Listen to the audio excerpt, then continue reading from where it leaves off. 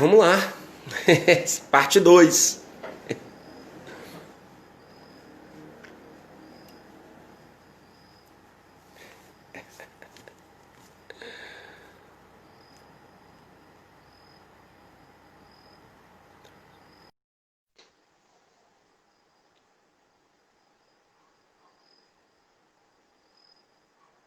Então, desculpa eu te cortar, você estava desenvolvendo uma fala muito boa, Não, mas eu não, só não ia mas. perder essa, cara, porque você ficou falando de mim, tudo que eu vejo em você, eu falei, cara, depois não vai dar tempo mais de eu falar isso, porque vai criar outra ideia na minha cabeça.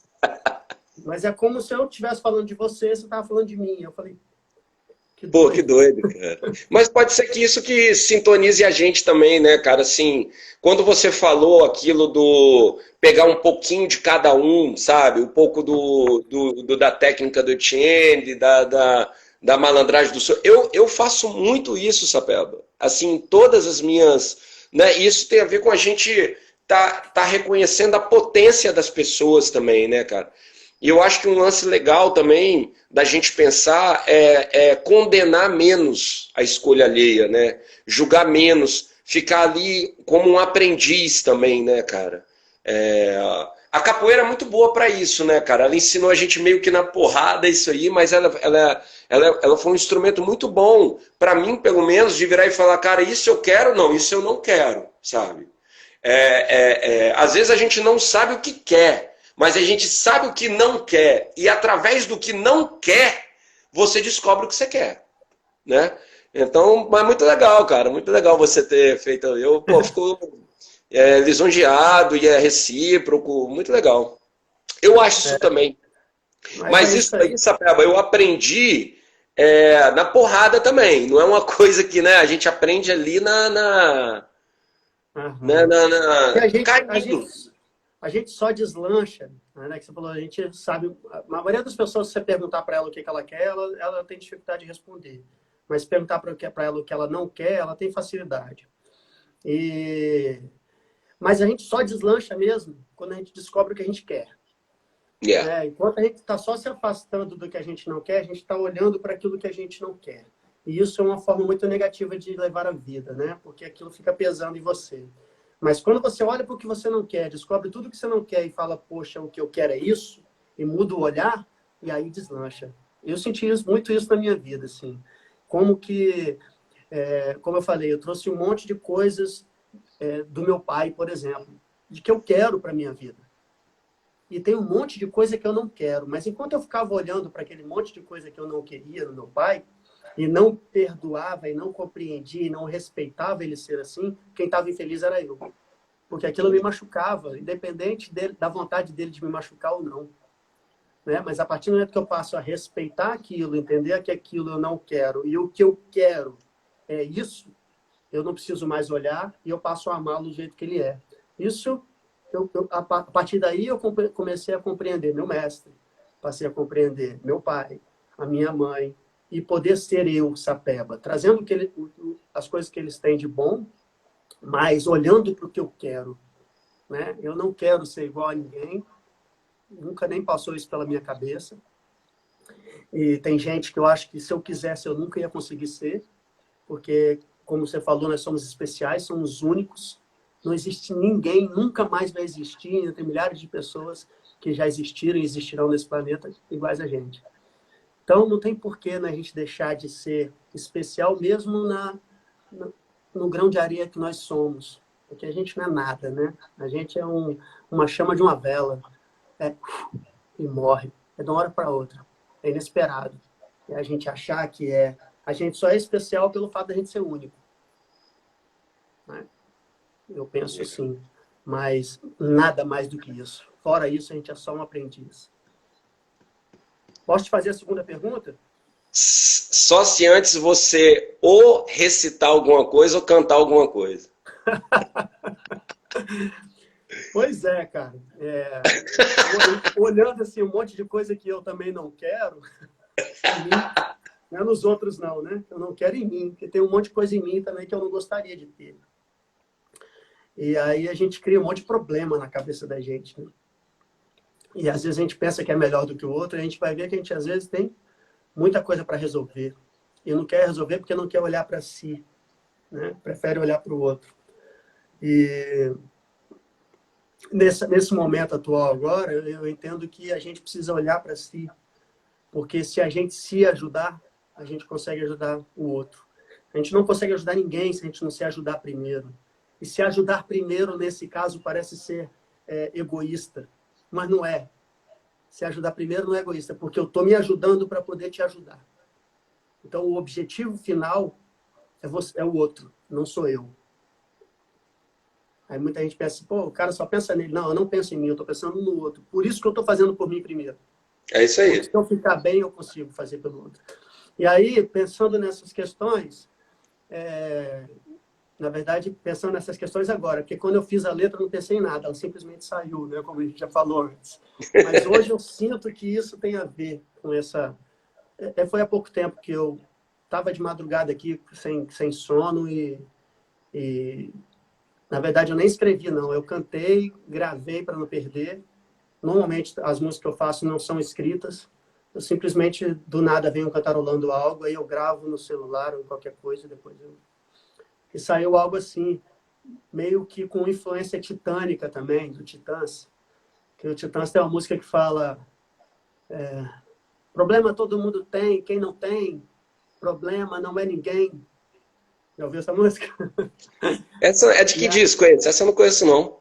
É uma dos últimos discos. Entendi. Sacos Plásticos, aquele disco meio. Provavelmente Sacos Plásticos, provavelmente. E aí a música é assim: todo mundo tem problema, oi, ai, ai, oi, me diga quem não tem. Todo mundo tem problema, oi, ai, ai, oi, me diga quem não tem. Se você não tem problema, seu nome vai ser ninguém. Eu carrego minha cruz, oi, ai, ai, não posso reclamar. Se o problema apareceu, é que eu posso solucionar. Se eu não posso, não tem jeito, oi, ai, ai, resolvido já está. Eu entrego ao bom Jesus e sigo em frente a caminhar, porque eu não ando só e tenho onde descansar. Quem quiser saber meu nome, oi, ai, ai, não precisa perguntar. Eu me chamo Gratidão, sobrenome é trabalhar. Eu me ajudo e me ajudando, eu posso lhe ajudar. Camarada, viva meu Deus. Boa! E ele, viva meu Deus, né? E é viva meu Deus, sempre. E, aliás,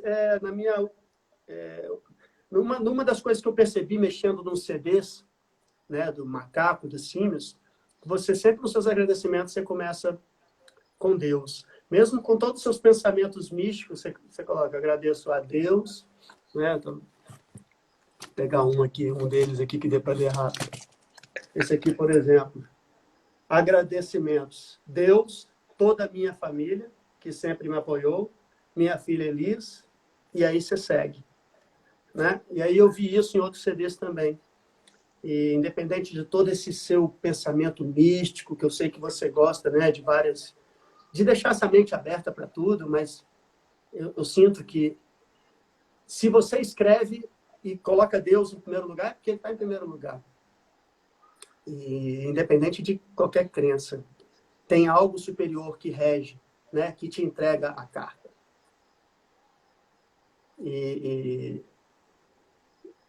É algo que eu via tentando estudar um pouquinho você antes de conversar contigo, apesar de que eu acho que eu já te entendo bem melhor do que antes. E você sempre foi muito complexo para mim, por isso que a nossa conversa rende, porque eu te pergunto e você desconstrói muita coisa na minha cabeça. Então é isso. A minha pergunta segunda, eu vou mexer novamente naquela música, mas eu vou mais atrás um pouquinho, que você fala sobre a coragem de ter medo e seguir a intuição. Coragem de enfrentar o medo e eu nunca desisto. Não sei se foi você que escreveu essa frase. Fui eu. Mas aí depois você escreve em outra música, eu posso e vou me jogar. Liberdade é enfrentar. Então, são fases diferentes da sua vida onde o medo se faz presente e onde o medo é vencido. Né? Porque quando você fala, eu posso e vou me jogar, significa eu tenho medo, mas eu vou com medo mesmo. Né? Liberdade é enfrentar, ou seja, o medo não te aprisionou, o medo te libertou. Através do antídoto coragem, que não significa não ter medo, né? Porque quem não tem medo tem problema mental. Todos nós temos. Coragem é simplesmente ter medo e continuar. E eu vejo isso nas suas letras.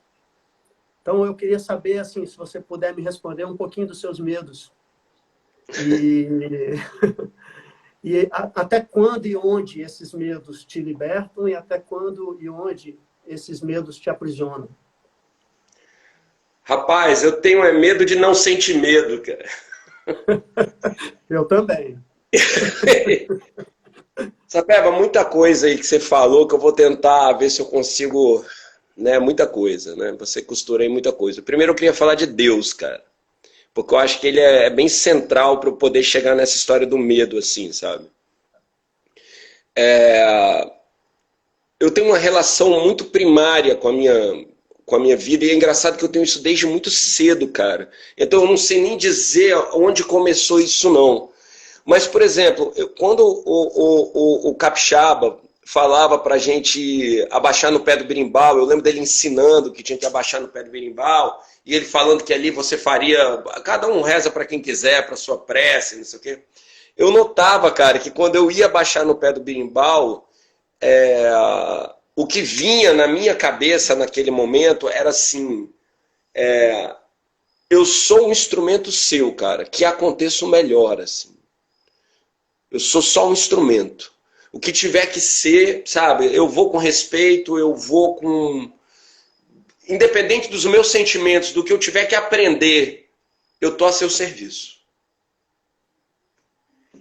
Eu tenho isso desde muito cedo, cara. Eu sou de uma família católica, meus pais têm isso, mas eu fiquei muito sensibilizado, sempre fui muito sensibilizado com a cultura negra.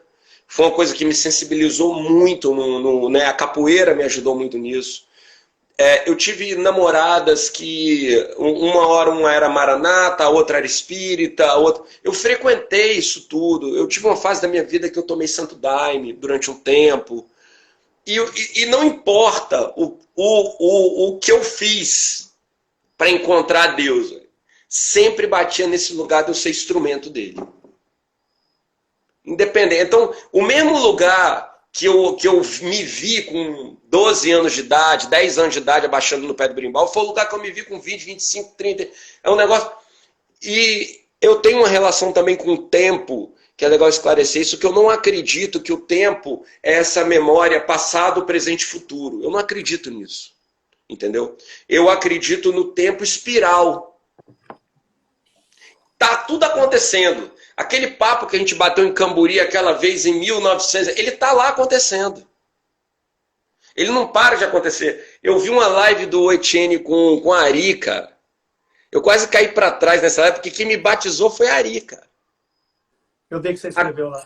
Então, eu escrevi isso lá porque no Saldanha, naquela história de conhecer o Saldanha e não sei o quê, eu lembro muito do Ari. E hoje, quando eu me vejo como um compositor, músico, não sei o quê, e ter sido batizado pelo Ari, isso tudo faz um sentido muito grande para mim dentro desse tempo espiral. Então eu queria fazer esses exemplos para você entender como que funciona a minha relação, que agora vai vir com medo e com a coragem, entendeu? Então, nesse lugar onde eu sempre sou um instrumento, eu não vejo problema no medo, cara. Eu acho até que o medo, ele é o primeiro sinal de que eu estou vivo. Ele é o primeiro sinal de que eu estou vivo. Não importa quantos shows eu faça, eu sempre vou sentir aquelas mariposas voando assim antes do show. Não importa se isso é para não sei quantas pessoas ou para poucas pessoas, não importa o número, eu vou sentir aquele medo. Tem uma coisa muito interessante nessa música, voltando àquele raciocínio que eu também queria falar de medo e veio de uma vez. Essa letra veio de vez, velho. Essa veio de vez, entendeu? E eu tenho aconteceu uma coisa muito doida nessa música, cara, que na época era Rádio Cidade e eles queriam fazer uma promoção com essa música. E aí eles me perguntaram pra gente, eu, Dani Boy, pessoal, o que a gente queria E aí o pessoal, sorteia não sei o quê, sorteia uma bicicleta. Eu falei, não, bicho, essas paradas são muito caretas, esquece essa porra. Vamos fazer a galera sentir medo, meu irmão. Vamos sortear um pulo de paraquedas. Aí o nego me achou louco na época, assim. Falou, meu irmão, esse maluco aí quer sortear pulo de... Quem vai querer isso? Quem quer um pulo de paraquedas? E a promoção acabou dando super certo na época, um monte de gente concorreu. E uma pessoa ganhou o pulo de paraquedas. Eu não sei o que aconteceu lá nesse dia do pulo de paraquedas. Eu não sei se essa pessoa desistiu por medo. Que eles... Ou não sei se ela pulou. Eu não lembro. Mas eu lembro que o instrutor de paraquedas virou e falou assim, o negócio é o seguinte, eu vou dar para um de vocês da banda o pulo de paraquedas. Eu não lembro se foi porque a pessoa não foi, ou se foi porque ele quis dar mais um pulo. Uhum. E aí, cara, a gente foi fazer 0 ou 1. Sapeba, eu tenho medo até de me pendurar em muro. Eu tenho medo até de me pendurar em muro, velho. Quando eu era moleque, que a gente ficava brincando naqueles muros lá de Mato da Praia, Jardim Camboriú, eu era o mais desajeitado. Mas, ao mesmo tempo, quando eu entrei na capoeira, eu fazia todos os saltos. Uma loucura essa porra. É uma coisa... É onde você põe o combustível. E aí, no 0 ou 1, eu ganhei. Eu ganhei o pulo de paraquedas. Eu era o mais medroso. E eu ganhei esse pulo. E aí, na hora que eu ganhei esse pulo, todo mundo falou, pô, caiu pra você, que é o mais cagão da porra, você vai. E aí eu volto a essa história de Deus e volto a essa história da relação, dessa relação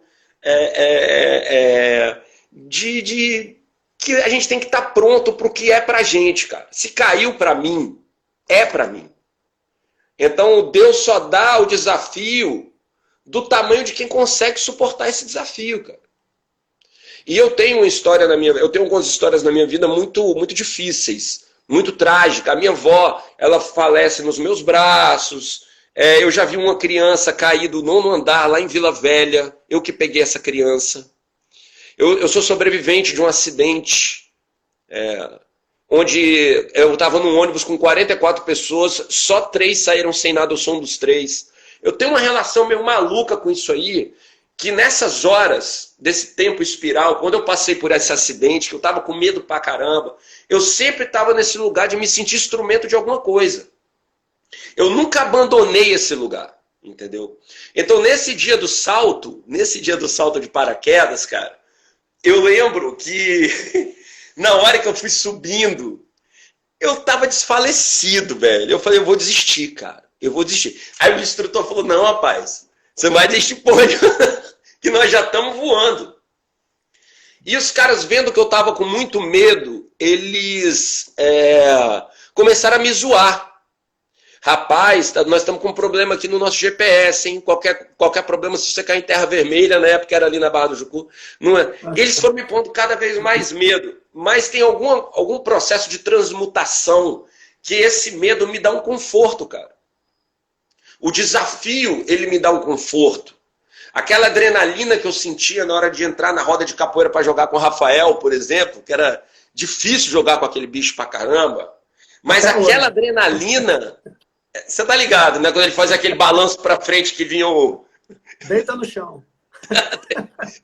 Mas aquilo ali, cara, sempre foi combustível. Eu tô contando tudo isso para amarrar os seus comentários, mas para dizer que o medo, ele para mim é um combustível. E na hora que eu pulei, na hora que eu fui pular, aconteceu um outro lance também, que quando você pula do avião, você não pula do avião, você fica pendurado no avião um tempo ali, né? Você fica com os pés para fora e você fica ali segurando. E o cara, você passa ali uns segundos assim. E aí o cara falou, larga! Aqui eu não largo, meu irmão. Larga! Isso o cara gritando, larga! Cara, e aí na hora que eu largo, eu acho que eu vi Deus, cara. Eu vi Deus. Eu vi Deus porque eu poderia ser rico, eu poderia ter saúde, eu poderia tudo, mas eu estava caindo, cara. De nada adiantava, nada. O meu corpo, nada. Então foi uma sensação que eu me aproximei muito de Deus. Então foi um presente da vida que eu ganhei. Eu acho que quando o Raul, que é uma coisa que une muita gente, né, a fala da transmutação, para mim, é essa capacidade que a gente tem do medo virar coragem, entendeu? Onde que está a coragem? Está em você topar sentir medo. A coragem está aí. A coragem não é você vencer o medo. A coragem é você aceitar ele. E no momento que você aceita o medo, você já resolveu a maior parte do seu problema. Então, assim, o jeito que eu tenho de te responder é quase que uma relação meio que divina, espiral, porque as coisas ficam acontecendo aqui para mim o tempo inteiro. Você vê que a gente se remete ao passado, parece que foi ontem, porque parece que aquilo ainda está acontecendo. Mas eu entrego essa relação de instrumento mesmo, Sapeb. Eu acho que essa é a forma que eu consigo te explicar. Aham. Você entendeu alguma porra ou eu viajei pra cacete? Hã? A sua viagem é sempre muito legal. Porque você, além de viajar, você tem um poder de levar a pessoa para viajar junto contigo. Você não viaja sozinho. Você consegue viajar acompanhado. Eu consegui acompanhar bem, compreendi, assim. Inclusive, eu também lembrei de vários... Quando você falou do Rafael, eu lembrei do Capixaba, né? Quantas vezes eu prometi que nunca mais comprava jogo com ele e toda roda eu comprava. Porque era o tipo de medo que me chamava, que me instigava, né? Aí eu apanhava e depois... Apanhava, claro, né? Entre aspas, porque o Capixaba sempre teve... não vou falar que ele teve cuidado comigo, não, porque ele bateu bastante. Mas nunca a ponto de eu não voltar na próxima aula. Mas aquilo me deixava com muito medo, comprar jogo com ele. E quando eu me via, aí quando eu saía da roda, que eu tomava aquele calor, que eu saía bufando, sem ar, eu falava, nunca mais compro jogo com ele. Na outra roda, eu estava lá comprando jogo com ele de novo. E é o mesmo sentimento que você me passou aí, em tudo que você, sabe, esse medo que atrai, esse medo que te faz vencer a si mesmo, né, para se sentir, talvez, liberto. Mas o medo continua existindo. Né? E até hoje. Se eu comprar o jogo com ele, eu vou comprar com medo, mas eu vou continuar comprando. Porque, na verdade, você se permitir viver isso é você se permitir estar vivo, cara. É você se permitir estar vivo, entendeu? Então, eu acho que a gente tem que, de fato, ter uma relação de maior proximidade, né, cara? E não de repulsa com medo, né? Então, eu acho que é uma dança mesmo, né? A gente está sempre dançando. Vou para minha última, então, hein? Manda a última, eu guardo a última aqui para você. Cara, a minha última, ela tem a ver exatamente com o lance de você ser mestre, cara. Né? De você ter sido... Você foi reconhecido mestre, né? E no decorrer da capoeira, a gente conhece vários mestres, né, cara? E a gente vê que cada mestre, ele lidar de um jeito diferente com o fato de ser mestre. Não é uma mesma forma que a pessoa lidar, né? Tem alguma coisa ali que envolve poder, tem alguma coisa ali que envolve uma relação, às vezes, obscura. Muitas histórias envolvem a história do ser mestre, né? A coisa de você estar no foco, né? As dores e as delícias de ser mestre, né? Ser mestre muitas vezes pode ser um problema grande, né? E eu queria chamar aqui para a ideia o Nietzsche. O Nietzsche, ele tem uma frase, Sapeba, que é o seguinte, e a minha pergunta vai ser baseada nessa frase do Nietzsche, né? Ele fala assim, no sentido figurado, lógico, mas ele fala assim, no dia que eu ver o meu mestre, no dia que eu encontrar com o meu mestre, eu só tenho uma missão: matar ele. E o Nietzsche fala que no momento que você mata o seu mestre, é quando de fato você aprendeu o que você tinha que aprender. Então essa morte do mestre sempre foi uma coisa que mexeu muito comigo, né? Quando, né, a minha própria relação com a minha primeira relação com isso foi com o Capixaba, sabe? Eu sempre mantive uma distância, assim, mas depois eu tive essa relação com outros mestres, de outras formas, mestres em outras áreas, mestre na música, mestre no ayahuasca, e sempre batia nesse lugar, né? Então a minha pergunta é como você vê isso, cara? Como você se vê no lugar de mestre e como você vê a morte do mestre? E se você já matou o seu, cara? E se Vamos você lá. aceita ser morto? E se você aceita ser morto? 3 perguntas. Bem que você falou que tinha A, B e C, né? Então, tem um pessoal aqui que fica me chamando de mestre. Inclusive, me dá até presente.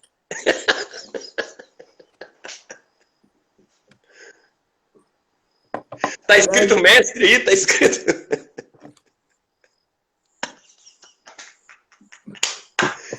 É muita magia para um encontro só, velho. esse aqui eu ganhei de uma aluna do Etienne, do mestre Etienne. Esse aqui, é outra, minha esposa trouxe café nesse. Esse aqui eu trouxe água. A minha esposa trouxe café nesse aqui, ó. Que foi um aluno de um aluno meu que me deu. Vou ver o que ele escreveu aqui, porque tem a ver com mestre, talvez ajude a responder essa pergunta aí. Mestre não é só aquele cara que tem o nome de mestre. Mestre, sim, é aquele que faz com amor e dedicação, e esse mestre é você. Tenho muita admiração e respeito por você, mestre Sapeba. Então, isso aqui foi um aluno de um aluno que mandou fazer a xícara. Por coincidência, as 2 xícaras que estão aqui têm a ver com esse negócio de mestre. Mas vamos lá. Primeiro, assim, se eu fosse resumir a palavra mestre, e a palavra mestre me remete a Jesus, é servir. Para mim, só faz sentido ser mestre se for para servir. Como que eu me sinto, né, sendo mestre? Eu ainda era corda marrom quando, na formatura do mestre Brucutu, ele me pediu para fazer uma música de formatura para ele, para cantar na formatura dele. E eu fiz uma música chamada Corda Vermelha. Essa música era esse questionamento aí. O que seria ser mestre? O que significa essa corda vermelha?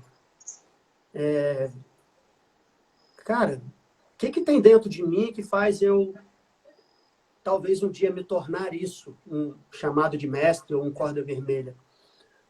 E aí eu demorei tanto para fazer a música para ele, porque toda vez que eu parava para escrever, não vinha nada. Mas quando eu tive esse pensamento de conversar com a corda e deixar a corda falar para mim, sabe? E essa corda é algo simbólico, que é como se fosse a corda que já existe dentro de mim, falando para mim mesmo o que esperava de mim. Você consegue me entender? Sim, total. Eu fiz a pergunta para essa corda vermelha, do que ela esperava de mim, mas, na verdade, essa corda era algo que já existia em mim, porque as palavras vieram fluindo do que eu esperava de mim enquanto mestre de capoeira. Então, eu vou te responder primeiro sobre o que eu entendo como ser mestre Sapeba, por exemplo, né? Porque essa música foi uma resposta que veio de dentro de mim para mim mesmo. Que ela é assim, ela chamava corda vermelha na época, depois eu mudei ela para corda de mestre, mas tanto faz. Corda vermelha, o que você quer de mim? Corda vermelha, o que você quer de mim? Quer me fazer de exemplo? Quer me eternizar no tempo? Pois cheguei até o fim. Corda responde, com total exatidão. Quero só um reinício para cumprir o seu ofício na arte de dar lição. E é com orgulho que eu me envolvo em sua cintura, transformando a sua vida para ver sua missão cumprida em prol de outras criaturas. Depois do nó, eu vou descendo até o joelho, que é para você se lembrar de dobrá-lo ao se prostrar e agradecer meus conselhos. Pois meu conselho nunca vem da minha cor, mas vem da sabedoria de quem lhe criou um dia para transmitir amor. Amor de pai, que incentiva o conhecer, para livrá-lo dos espinhos, sem saber qual o caminho que o filho vai escolher. Então, siga em frente, com a força superior, com sua corda de mestre, pois se atém porque merece, sua história conquistou. Então, aí diz para mim mais ou Lindo. menos o que é, né, ser mestre. É servir, é transmitir amor através da arte e é incentivar o conhecer, ou seja, incentivar nos meus alunos que é importante o conhecimento, Mas para que esse conhecimento? Para livrá-lo dos espinhos, ou seja, para livrá-lo das dificuldades que eles terão dentro e fora da roda. Para livrá-lo dos espinhos sem saber qual o caminho que o filho vai escolher. Ou seja, independe de mim o que meus alunos vão escolher com o que eles aprenderam comigo. Se eles quiserem me matar enquanto mestre, né, matar o mestre para ser livre, ótimo, porque o que eu quero deles é isso, que eles sejam livres. Mas eu entendo que o meu papel enquanto mestre é servir. Servir oferecendo o quê? Conhecimento, oferecendo amor, oferecendo o que eu tenho de bom, porque não tem porquê eu não estar aqui nessa postura de mestre se não for para isso, para oferecer o que eu tenho de bom. Até o de bom que eu nem sei que eu tenho, mas eu tenho que estar ali me propondo e me colocando nesse papel de instrumento. Quando eu antes de abrir a live contigo hoje, eu fiz uma oração rápida, mas só pedindo que eu seja instrumento. Só isso. Eu seja tocado por alguém, que o Sapeba não sobressaia. Eu sempre peço isso, de manhã quando eu saio de casa, antes de fazer qualquer live, ou antes de dar uma aula, que eu seja instrumento. Eu acho que o papel do mestre é esse, ser instrumento. Numa outra música que eu fiz para o meu mestre, o Capixaba, que é uma música que eu sei que você gosta, né? Que é aquela parte que eu falo assim... Já te confundi com meu pai, mas hoje eu te chamo de irmão, não, né? Ali eu matei meu mestre. Né? Assim. Eu já passei raiva demais, perdoei sua boa intenção, já lhe confundi com meu pai, mas hoje eu lhe chamo de irmão. Então, aquilo ali não aconteceu no dia que eu fiz aquela música, né? Aquelas palavras me vieram porque elas já existiam em mim. Mas para eu matar meu mestre, a primeira coisa que eu tive que fazer é reconhecer o meu pai. Porque essa transferência que a gente faz no mestre enquanto figura paterna, ela atrapalha muito você matar o seu mestre. Porque você fica ali com aquela figura querendo que ela viva para sempre sendo o seu pai. E ela não é seu pai. Ela é simplesmente seu mestre de capoeira. E seu mestre de capoeira é alguém como você, que tem um monte de defeitos, que é um ser humano comum e que tem muita coisa boa para ensinar, mas que eu tenho que olhá-lo como um irmão, porque como um irmão eu respeito as diferenças. E aí eu acredito que ali eu comecei a ver o meu mestre como um transmissor de conhecimento, de vivência, de carinho, de amor, mas não como uma figura superior, sabe? E eu não quero também ser essa figura superior para os meus alunos. Eu quero ser uma figura horizontal, sabe? Eu quero que o nosso relacionamento seja horizontal, não que seja hierárquico. É claro que seja hierárquico dentro do que a capoeira exige. Ou seja, quem é que está melhor preparado, talvez, para tocar o gunga e comandar a roda? É quem tem mais conhecimento para isso e o mestre que vai fazer isso. Mas no relacionamento, nas relações com os meus pupilos, né? Que é nada mais do que educandos, tem que ser horizontal, sabe? Eu preciso estar numa mesma sintonia com eles, para eu poder aprender com eles o que eu preciso ensinar. Porque senão vai sempre vir da minha cabeça. A maioria das vezes, o que vem da minha cabeça não é o que eles precisam. E se eu tiver com esse pensamento hierárquico, como se eu fosse superior, eu nunca vou sacar isso. Então, eu acho que é por aí. Esse eu estou preparado para meus alunos me matarem, né, nesse sentido aí. Mas eu quero muito que isso aconteça, porque se isso acontecer é porque eles evoluíram. E se eles evoluíram é porque eu contribuí com isso. Então, eu quero contribuir com isso. Eu quero que um dia eles cheguem numa visão de que eles estão preparados para ter os discípulos dele, me tendo como exemplo, mas não como um superior, sabe? Eu acho que, senão, eu não formei nenhum mestre. Que todo mestre tiver que ser melhor que o seu discípulo, cara, imagina o discípulo daqui a alguns anos. Quem será?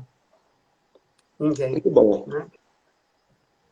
Eu não sei se eu cheguei lá, mas... Não, chegou muito bem. Chegou muito bem. Eu tenho uma visão também sobre essa coisa da gente passar para os nossos alunos uma autonomia, né, cara? Um empoderamento, né? Você falou muito bem. E isso também não tem a ver com respeito, isso não tem a ver com exemplo. Tem uma coisa que é interessante também, que é o quão os alunos preparam as aulas para a gente e eles nem sabem disso, né, cara? Quantas vezes os treinos nasceram dos alunos, né? Tentando. Sim. Tem uma coisa na música, cara, que eu uso muito na capoeira também, né? Uma vez perguntaram sobre estilo, né? E aí o estilo, ele vem da sua deficiência, cara. O estilo não vem de onde você é mais forte. Você, com aquela deficiência, você vai ter que criar uma saída para aquilo. E às vezes aquela sua deficiência vira sua assinatura, né? Então, é quando a sua deficiência vira o seu maior, a sua maior marca, né, cara? Então, eu acho que esse aprendizado, ele tem a ver com essa relação horizontal com os alunos, cara. Muito bom essa peba, curti pra caramba. Muito bom. Vamos para sua última, então. Maneiro, vamos para a última. Estamos sintonizados, né? Você Amo, botou a sua lógico. flor aí, eu botei a minha flor lá atrás. Eu coloquei ela. Hoje eu falei, pô, vou pôr uma florzinha aqui, cara. Ela está aí em cima do seu ombro direito, né? É, Ombro esquerdo. um girassol, né? Girassol, iluminando seus pensamentos. No meu último disco, as fotos de divulgação era eu armado com esse girassol, cara. Uhum. O círculo circular, né? Do circular, é. Muito doido. Pode crer. Então vamos lá. A minha última questão que eu pensei é a relação de Macaco, Gustavo Macaco, e banda, né? O que exige mais disciplina? O Macaco, que resolveu seguir sua carreira solo com seu nome, ou o Símios, que dependia de outras pessoas que tinham o mesmo poder de fala, o mesmo poder de composição, o mesmo poder de... Então, essa é uma questão, assim, como a disciplina está ligada ao Macaco, como a disciplina está ligada aos Símios.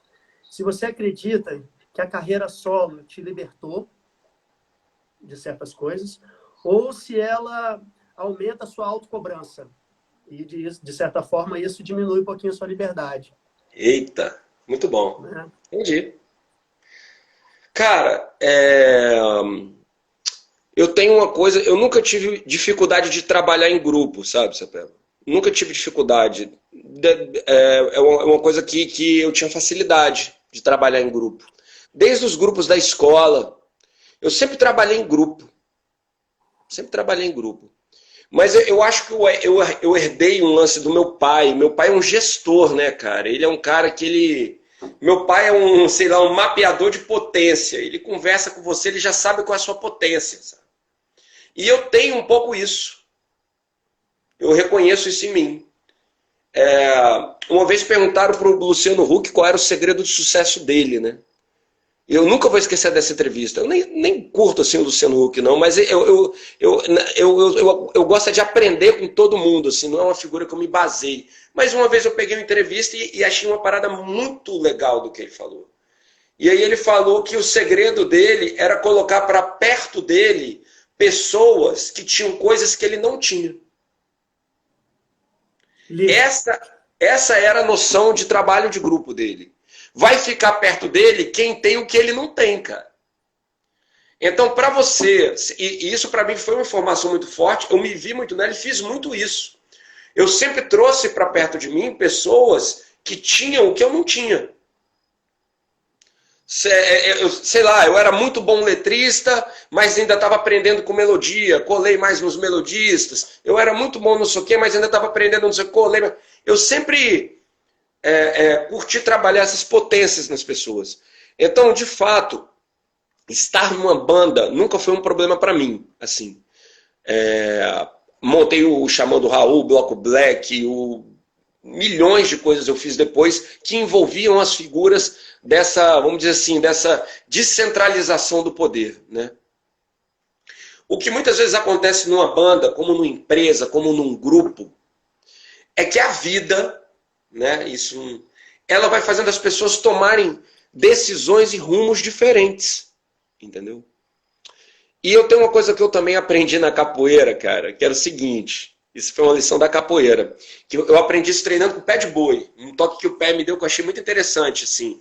Uma vez eu perguntei para ele assim, falei, pô, meu irmão, eu não consigo melhorar o meu golpe com a esquerda. O meu golpe com a direita estava muito bom, e aí o meu golpe com a esquerda estava ruim. Era uma coisa assim, eu fui conversar com ele sobre isso.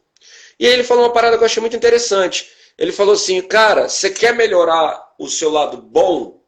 Trabalhe o seu lado ruim. Porque se você ficar só se garantindo no seu lado bom, chega uma hora que ele começa a atrofiar. Você é tão bom dando um martelo de direita, sei lá, que vai chegar uma hora que o seu martelo não vai mais evoluir. Você vai começar a perder o seu martelo. Porque a dependência de ele continuar um bom martelo é se você treinar o martelo com a esquerda. Eu nunca tinha tido essa...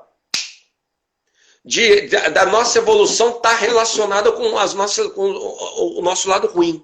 Entendeu? E eu sempre fui uma pessoa que tive muito medo da autonomia. Eu me escondia em grupos. Eu era bom de lidar com grupos e me escondia neles.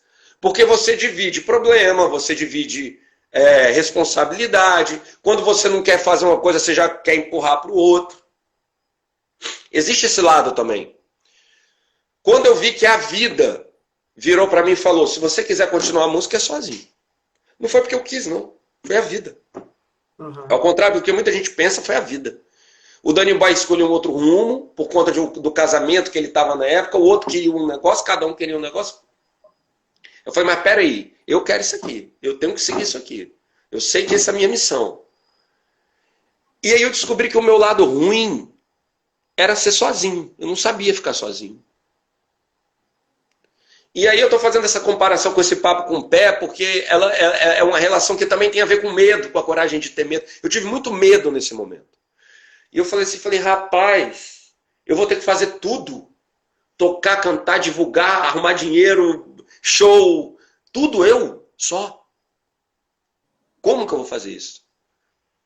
Mas aí, apegado também às minhas questões espirituais e não sei o quê, eu vi que era o meu momento e eu fui, cara. E eu fui. E aí aconteceu o que eu não esperava, que sozinho eu dei uma deslanchada num negócio que ali com um grupo eu não consegui. Entendeu? A minha vida, ela deslancha muito mais sozinho. Não porque eu queria, mas porque eu tive que enfrentar o meu maior medo, que era de ficar sozinho. E eu acho que o presente que eu ganhei, enfrentando esse medo de ficar sozinho, foi a minha história andar. Andar como nunca andou, entendeu? Agora, são muitas questões. Eu morro de saudade de dividir coisas, poder ter para quem ligar. A coisa de você sozinho é você ser o dono das decisões, o responsável dos fracassos.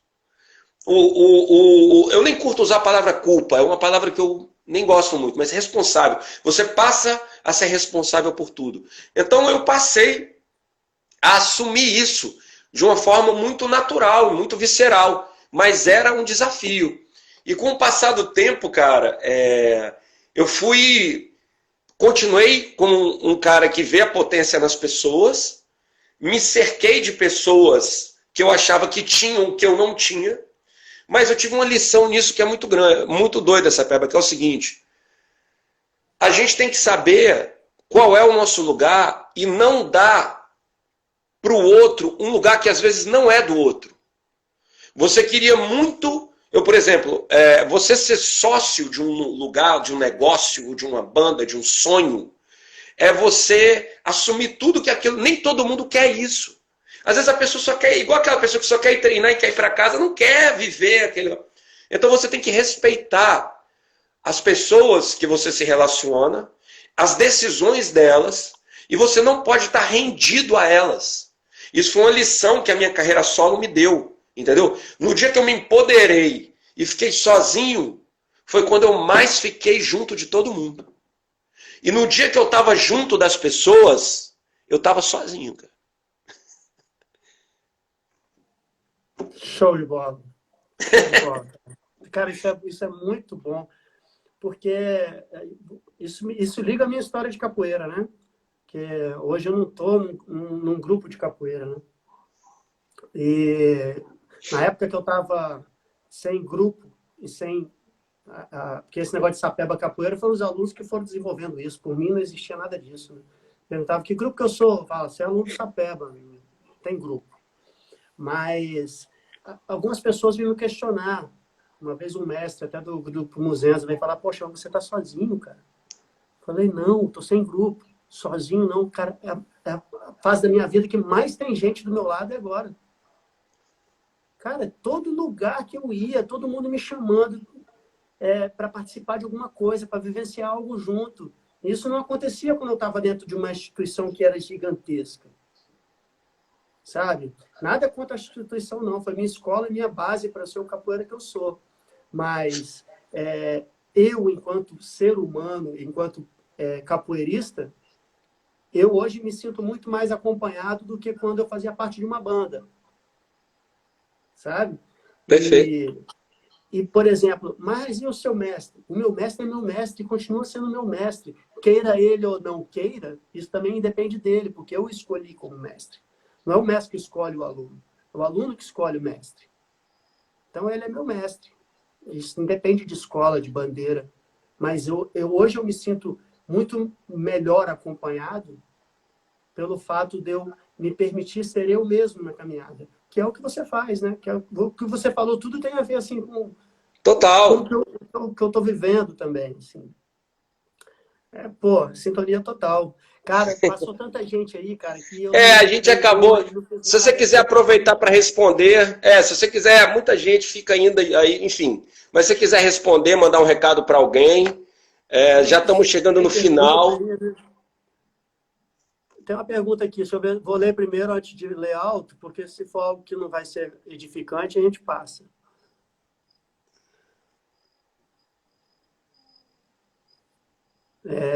Mestre, o que o senhor acha da idade de alguns mestres muito novos para o senhor? O tempo de capoeira conta muito? O tempo de capoeira conta, mas não conta muito, porque, no meu ponto de vista, tem muita gente que tem muito tempo de capoeira e muito pouca vivência dentro dela. Tem muito tempo que está na capoeira, mas muito pouca coisa vivida.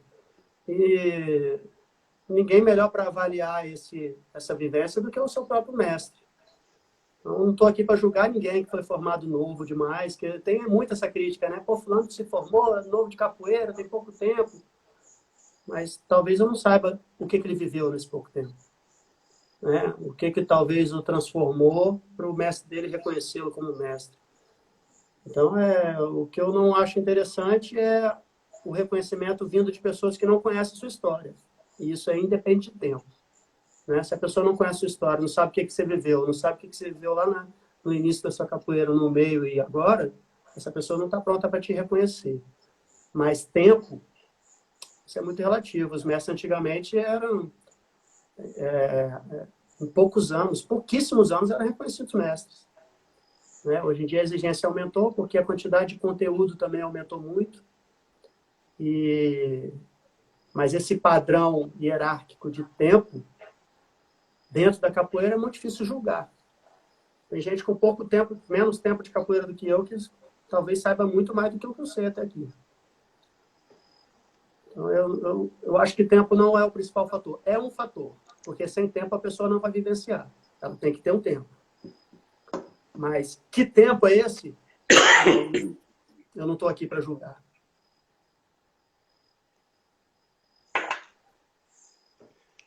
Delícia estar com você. Prazer. Eternizamos esse papo. Vamos deixar ele salvo lá no Incorporalma, em 2 blocos. Eu vou querer assistir esse papo ainda várias vezes. Não, eu achei lindo também. Achei agradável. Eu vou conversar com pessoas que não creram que talvez fluiria do jeito que fluiu, para elas assistirem também. Porque eu acho que tem muita coisa na sua fala que pode ser muito edificante para muita gente. Talvez em algo que eu tenha falado também, mas como eu estava falando, eu não captei totalmente. Preciso assistir de novo. Na maioria das vezes que eu assisto de novo, eu falo, nossa, agora eu falaria tudo diferente, porque eu não sou o mesmo. Quando eu assisto de novo, eu já sou outro cara. Antes eu não tinha te ouvido, agora eu tenho o que você falou também para contribuir na minha próxima fala. Então, Também construção, cara. Mas eu me aceito, eu gosto do que eu fui, para eu ser o que eu sou, né? Então tá tudo certo. Tá tudo certo. A gente nem deixa de ser as coisas o tempo inteiro, a gente ainda tá sendo, cara. É. Queria terminar te falando uma coisa que eu falei pra Capixaba, velho. No dia que eu falei com ele que eu ia parar de treinar com ele. Eu amo Capixaba. Mas teve um dia que eu tive que falar pro Capixaba que eu ia parar de treinar com ele, que eu ia treinar com outras pessoas. E no dia que eu falei, rapaz, como é que eu vou falar isso pra Capixaba, velho? Aí eu fui lá no praia, e falei assim com ele, ó. É olhando no olho que eu sinto um axé. É olhando no olho que eu vou descobrindo quem você é. É olhando no olho que eu sinto axé. É olhando no olho que eu vou descobrindo quem você é. Tem olhar de corajoso, tem olhar de traiçoeiro, balançando o corpo e olhando no olho, eu te vejo inteiro. É olhando no olho que eu sinto axé. É olhando no olho que eu vou descobrindo quem você é. Olha pro chão é o distraído, olha pro corpo é o valentão. É olhando no olho que você vai saber quem é seu irmão. É olhando no olho que eu sinto axé. É olhando no olho que eu vou descobrindo quem você é. Corujá vira a cabeça, mas que bicho mandingueiro. Jogando com meu mestre eu vi o olhar de um feiticeiro. É olhando no olho. Valeu, Sapeba. Delícia. Valeu, meu irmão. Muito Prende bom um olhar no seu monte. olho. Vamos terminar olhando no olho. Abração. Valeu, galera. Tamo junto. Valeu, meu irmão. Valeu.